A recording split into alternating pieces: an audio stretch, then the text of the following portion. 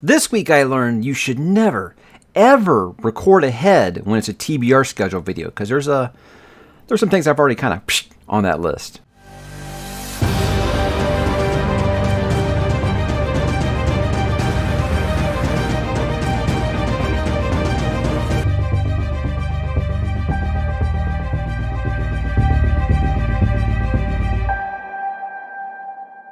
Hey, what's up, bookworms, and welcome to July. Mike back with another weekly update, 1st of July, and we got lots of things to talk about because this is my pre-vacation weekly update, and I'm just a little bit excited about it. So, guys, let's go ahead and kick things off like usual. Let's talk about what am I reading. I did finish The Call of the Wild, and here's something surprising, guys. A book that is over 100 years old and is still talked about to this day turned out to be really, really great. Now, look, I don't know if it's because my emotions were still kind of high from finishing Swan Song by Robert McCammon, because that book's ending will kind of wreck you in several ways. And so I read this right afterwards, and the end, and actually more than just the end, there were some other parts of this book that actually kind of got me. Now, look, guys, anytime you got dogs, and it's a very vicious book, and there are characters dying, it's always going to be a kind of a cheat code or whatever, but this book had a really touching ending, I thought, and it was really special in many ways, and I'm glad that I read it. It's a very short book, so I'd like to do White Fang as well, because I hear it's the same caliber. I hope it really is. So I'm going to actually see if there's like a matching companion to this awesome edition. I doubt it. But this was great, guys. This is great. I'm actually going to talk a little bit more about this later in this episode because I did watch the movie with the kids as well. And we're going to talk about that as well. But Call of the Wild, really great. And if you haven't read it yet, like I had, make sure you make it a priority. You can read it in a couple of sittings. It's really not that hard, and it is an excellent story. Now, joked about kind of recording ahead with my summer TBR list, and it's not anything major. Now, look, on my July, August, September that I talked about in there, nothing has changed. Not a single thing has changed. My if time has kind of changed because, guys, I told you last week that I had picked this up, that I was going to read this. I gave it the very rare DNF, and let me explain why. I know there's going to be some people that are going to be upset about that because I know that they really want to hear me talk about this. But here's the thing, guys. It's going to happen. Sometimes, there are going to be things that I don't like. I think, in fact, one of the biggest criticisms I hear is that I love everything. I just don't talk too much about books that I don't have anything great to say about.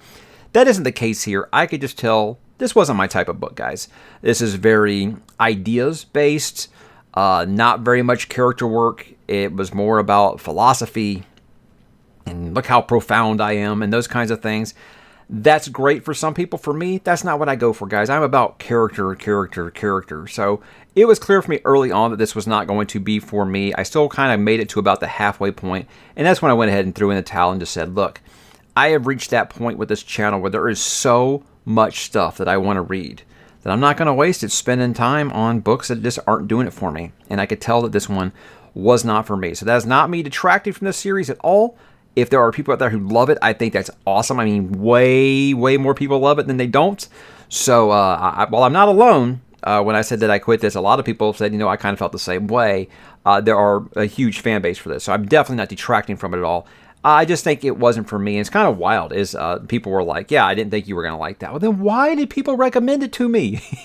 That's what I don't get. But this one, it's a miss for me. So I said on the on that TBR update that I was going to continue that series through the end of the summer. That's going to be a big negative, so I'm not going to be continuing with that. Because, guys, sometimes just, no one thing is for everyone, like I always say, and I just could tell that was not going to be a book for me. So instead, I decided to go ahead and finish Age of Legend before we got to the end of June because I wanted to go ahead and get that one done.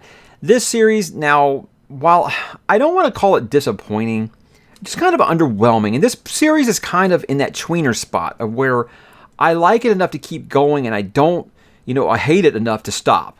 I'm not having a great time with it. I'm liking it enough, like I said, to keep going. I'm 4 out of the 6 books in. I feel like I am going to finish it. I just don't have a yearning to right now. It's just I cannot connect with his characters in this, which is stunning because his character work in Raya Revelations was just top notch.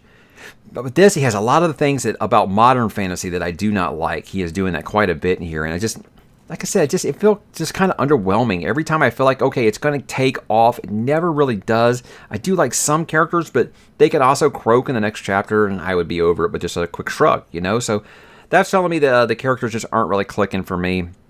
I think there's too many of them. There's too many of them that do like the same thing. I think that's been a constant criticism I've had of this series so far, is that you've got like 5 or 6 characters that feel like one character divided 6 ways. Like you could have consolidated some of those characters into one and made your story a little more focused, I think. So, again, just continues to be, like I said, cool. And then I'm done with it. And then, like, really, like 5 minutes after I'm done reading, I'm not even thinking about it anymore. So, I want to say, like, indifference. But like I said, I'm curious enough to know how it ends. I think the greatest thing about it is getting a lot of the history and seeing how some of the things that are come to be known as, legend in Writer Revelations, you can see the truth behind them and see that, oh, yes, history is written by the winners. That's why we aren't getting the whole story here. So I like that part of it, but just characters just aren't working for me in this. And I'm really thinking I should have done Writer Chronicles and stuck with Royce and Hadrian, because I missed those guys. And this series has nothing comparable to it. So that's everything that I am reading. Let's go ahead and talk about what I am going to read, guys. Yes, I did start Codex Alera for our read-along a little early, because I knew I got a lot of things, guys, I'll talk about here that I'm recording ahead a lot for the channel this week. So I wanted to get a jump on this before I went out of town, because I don't know how things are going to go. The first few days on a trip like that, things are kind of wacky. You don't really know how to plan it. But anyway, I went ahead and started this because I didn't want to try to fit anything else in between then and now. It's a quick read. Here's the thing, is everyone was freaked out about the size of these books. And they were like, oh my God, how are we going to do 2 a month? And I'm like, okay, yeah, you guys could do a Malazan book in a month, and 3 of these are shorter than a Malazan book. Here's the thing, it's nothing like Dresden Files, guys. I want you to get that in your head right now. This is nothing like Dresden Files. If you had told me it was a different author, I'd have believed you. I would never believe that it was Jim Butcher if you hadn't told me, kind of thing. And I think in that way, it's not bad in that it doesn't feel like Dresden Files. It's the thing I feel like is missing from it so far, about 2/3 into this first book here. With Dresden Files, I always felt like it had those serious moments. It had those great characters. But Jim knew how to have fun. With this series, so far, everything's so super serious. And I feel like it's kind of dragging it down a little bit. Now, I don't need anybody cracking jokes. This isn't like an MCU movie. I need a joke every 5 seconds or something. That's not what I'm saying. I don't feel like any of these characters are having fun, and it's making it hard for me really to connect with them. And something I was talking about on the Discord today on the read-along thread for it was, here I am, 2/3 through this first book, and I ran through the characters, and I'm like, I have no idea what their goal is in this book. So it's one of those things where I want to trust Jim. I know that Jim is a good enough storyteller that he's going to get me to where he wants me to go. It's going to go there. So I'm giving it a chance. I mean, look, everyone has said this first book is glacially slow. It's pretty slow. It really does feel like some things where, yeah, this book probably could be about 200 pages shorter and tell the same story. So there is some of that. However, I will say with Jim's prose, you can binge this really quick. It may not be as riveting as reading a Dresden Files book, but his books are highly bingeable, and that is very much the case here. So they look fat, guys, but they're very easy to read. You're not ever going to be struggling or feeling like this is too dense or anything you have to slow down on. Still a very quick read. As far as the story, it's hit and miss for me so far. It's a mixed bag. The characters, I like some more than others, but at least I have, an opinion about them. I'm not indifferent on them like I am the last series I just talked about. So we'll see how this continues to go. I am taking book number 2 with me. I guess we'll go ahead and talk about that. I'll be taking book number 2 with me on the vacation, guys. We're going on a 7-day cruise to the Caribbean, and I got lots of reading time planned on that trip. So the goal there is to finish that if I haven't finished it, and read book number 2, because we are doing 2 this month. And then, guys, I will be starting with Jade War, which is book number 2 of the Greenbone Saga. I already read the first chapter of this. I kind of cheated, because I just, I miss the Gall family. I had to see what they were up to, and the first couple chapters have kind of started off pretty good. So that's really all I have planned to read on that trip. Say something crazy happens, and I finish all those, I might be checking out the library on the boat. Yes, I do have a library on the ship, so I might be checking that out, because I said I'm not going to take my Kindle with me because I don't want to be tempted by anything, because I will be like, I'm on vacation, F it, I'm going to read whatever I want. I could see myself doing that, so I'm not going to take I'm saying that right now, But when I start packing and I really need the space, I'm going to be like, these are some big, thick books. I think I'm taking my Kindle. So I think if I get that far, then I guess I'd be starting on Fire and Blood, since that was going to be like another thing that we were going to do this month. But let's slow down. Let's make sure that I don't want to get ahead of myself and say I'm going to read 3 books on this cruise. There is lots of stuff to do on a cruise. Guys, that's really all I got planned to read. Maybe dip into some more Monster and Vinland Saga while I'm on the ship as well, because I will be taking my iPad and I have those series on there. I got more to talk about with Vinland Saga here in a minute, but let's go ahead and talk about this week on the channel. Let's stay with the Greenbone Saga. I did my review for Jade City. That was one of those things where I had planned I was going to do the trilogy. Like I've done with it, like I did with Warlord Chronicles, like I did with Wayward Pines, like I did with Nevernight, where I just reviewed the whole trilogy as a whole. This was a series that people have been asking me to review for some time. So I said, I'll go ahead and do Jade City, and if people want more, then I'll review the other books. If not, like I said, me and Jake Bishop have talked about doing like a spoiler talk when I'm done kind of thing.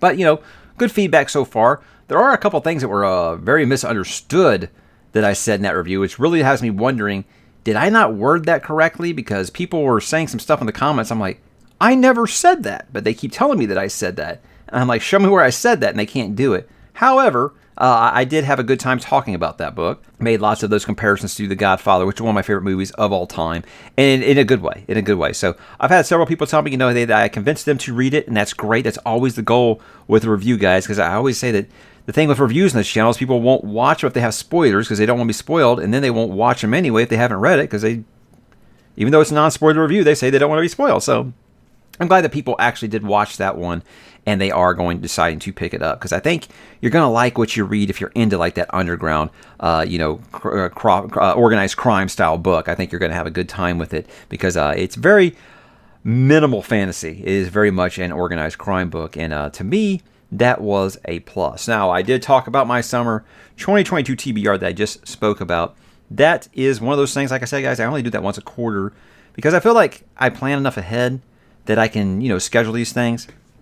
The only thing I could see changing on that is, say I get through book 3 of Codex Alera and it's just not working for me, I might bail. I'm not planning to bail. And as far as what I've read so far, even though I'm kind of mixed on it, I don't feel like it's anything I'm going to quit. Like I said, I trust, Jim Butcher has my trust at this point. I trust he's going to take me where I need to go with these things. But as far as the rest of that schedule, that's pretty much locked in. Most of those things, something will be added before it is dropped. The if, when, time stuff at the end is the stuff that can kind of change a little bit back and forth. But I can't see myself being like, okay, no, I don't want to pick up the next Legend of Drizzt book. I don't want to pick up, the next Stephen King book. I don't see that happening. So the only thing that would change that is there's some book that's completely off the reservation that I never even thought to read, and I pick up. I will not start another series. But I might start if there is a standalone. Like I might find myself picking up another one of these Robert McCammon books or something along the way because I'm liking McCammon a lot, and I could see that happening. But I always like to talk about what I'm going to read over the next few months because it gives people a chance, if they want to read at the same time that I am, to pick those books up and join me. So it's always a lot of fun. And then, guys, I reviewed the Elvis movie by Baz Luhrmann. That's one of those things I didn't even think I was going to do it because look, I've tried to do movie reviews or, off the books and all that kind of stuff. And I'll be honest, guys, my non-book content does not do well on this channel. It really doesn't. So it's one of those things I was like, look, I don't go to the theater very often. So I'm going to go ahead and review this because, guys, I refrained from starting a media channel. When I started this channel, I almost made Mike's Media Reviews, which was everything that was not books. And I changed my mind because I didn't want to keep up with 2 channels. So doing the weekly updates and being able to talk TV and movies and things at the end have always kind of, helped feed that beast. But I wanted to talk about this because huge Elvis Presley fan, and I had lots to say about it. Wouldn't you know, it's my most popular video of the month, which completely blew me away, especially when I go into the analytics and look at it, and less than 1,000 of my subscribers have watched it. So this is one that's just kind of picked up. I think the algorithm has found it in searches. It's popping up in searches and stuff now. I must have showed up in the sidebar on a really popular movie reviewer or something like that. That's one thing I could think because as of recording this, it has like 15,000 views. And I had a lot of people be like, oh yeah, well you're getting that crossover audience. You should be getting a lot. It's never happened before. I mean, like my Batman review, that review didn't get this much traffic. None of my off the books, none of my sci-fi stuff has ever kind of gotten picked up like this. So it's kind of neat because it is obviously you're going to get a lot of new eyes on the channel.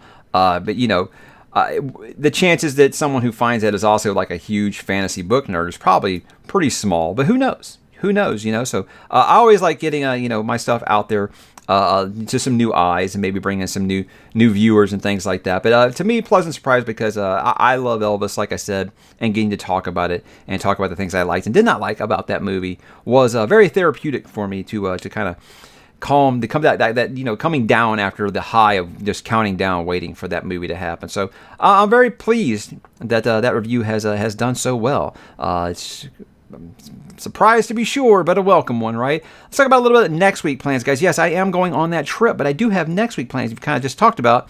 I am recording ahead. I don't like to leave the channel just barren for a week because, look, I'm not going to have Wi-Fi on the boat. I chose not to pay for that. I want to disconnect from all this stuff and have a real, just, reset the brain a little bit. So the channel will be running on its own. The mods will be handling the Discord, and that's just kind of what's going to happen. I encourage you guys, please, still comment and stuff on those videos, and I'll check it all out when I get back. But I do have stuff lined up to come out next week. We are leaving on Sunday, and we get back the following Sunday. But I do have things in the pipe here. I'm going to do my monthly wrap-up for June with my book of the month. If you've watched the channel at all, I think the least hidden secret ever about what my book of the month is going to be. But if somehow you missed that, hey, tune in to find out what that's going to be. I always like doing the wrap-ups because there are some interesting numbers. And like I said, so many surprises, like my Elvis review being my biggest video of the month. These are things that you never expect to happen. So some people like the wrap-ups, some people don't. I enjoy doing them because it gets to look back on what I read for the month and really talk about what I liked and didn't like and all those things. And look at how the health of the channel is. Always a lot of fun. Then I'm going to do one that I meant to do this week, guys. I just kind of ran out of time. Was where you should start with The Cosmere by Brandon Sanderson.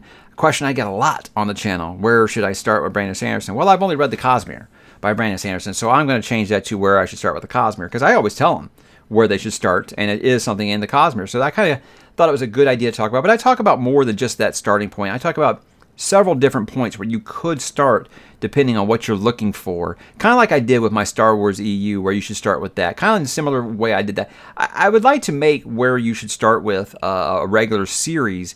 I just want to kind of leave it up to the audience. If it's a question I get asked a lot, like I still get asked so much where I should start with Stephen King, and I actually made that video a long time ago. I'm thinking about giving it an update because I do have some new additions to put on there, but really, like I said, with that, it just depends on you guys. If you guys are asking me this question a lot, sure, I'll go ahead and create something for it. And then, guys, it's going to be one more manga review. Now, I know some of you are like, what? Look, my Berserk review did not do that well, the most recent one. So I want to talk about Vinland Saga because I did love it so much, and I want to kind of talk about what I liked about it. But like I said, guys, 3 to 4 manga reviews per year. If you don't like them, it's not going to hurt my feelings at all if you don't watch them. It's never going to be something I do a lot. Like I said, I think, guys, I do 4 to 5 videos a week. I think 3 to 4 per year, it's really not that much. And like I said, it doesn't hurt my feelings if you don't want to watch it. That's fine.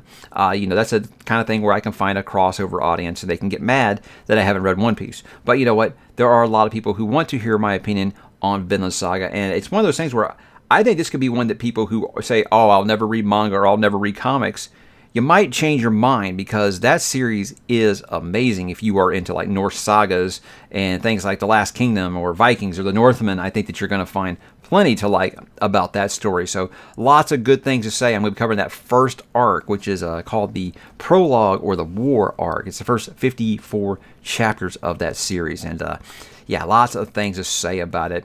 I believe I'm going to get my halfway home. That's kind of like your mid-year kind of review. I did that last year at the halfway point. It's just all my favorite things that I've done up to this point in the year. The best things I've read, the most popular videos, all that kind of. It's almost like a monthly wrap-up or a year-end wrap-up, but kind of at the halfway point where we're at right now. I don't rank, my top 10 books, but I talk about like my 10 favorite that I've read up to this point. I'll leave the ranking for the very end of the year. But I think it's always a lot of fun to talk about kind of where you're at and just kind of check in with how things are at the halfway point of the year. And I think that should take care of everything until I get back. And when I get back, there's going to be lots of cool things coming that are Blake Crouch related because we are going to be headed into the week of release of Upgrade, his newest book, which I have read and I can't wait to talk to you guys about because I read it like 2-3 months ago, and I finally get to talk to you guys about it, and you guys get to read it finally. So I'm excited to do that. So lots of plans, even though I'm going to be gone, guys. So don't worry there. So for TV and movie talk stuff, guys, I do want to talk about this Call of the Wild movie. Now, I watched it with my kids.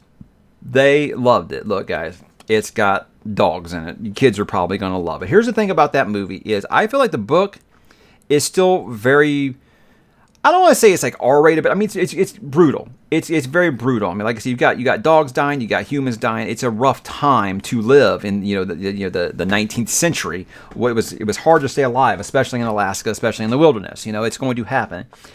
I felt like the movie, it kind of PG'd some things up, some of the darker moments. Like, for example, in the book, there's a part where Buck and one of the other dogs have like a fight for, who is the alpha of the party, and that's a fight to the death. In the movie, they fight, and when the one dog wins, the other one doesn't die. He just decides to just leave. He just leaves the party, kind of thing. So they do little changes like that. Big character change they do with one of them, but I think like the heart and the soul of that story are exactly the same. The big criticism, I think, of that movie is, yes, guys, Buck is a CGI dog. He is. It looks fake sometimes. It looks really amazing at other times.